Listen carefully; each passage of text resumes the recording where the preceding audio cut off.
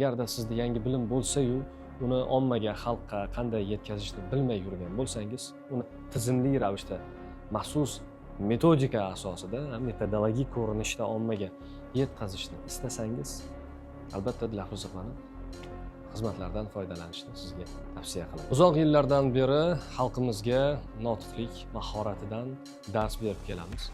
Shu paytgacha 5200 nafardan ortiq yurtdoshlarimizga xizmat ko'rsatdik.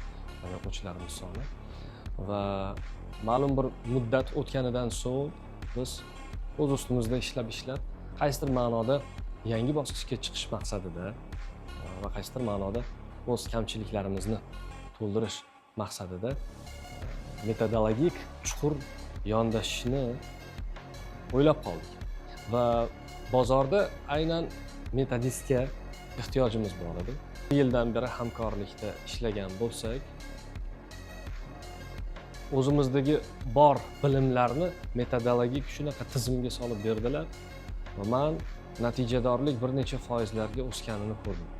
Bu o'quvchilarda ham aynan bilimni ularni esda saqlab qolish holatlari yoki ishlatish yo'nalishida.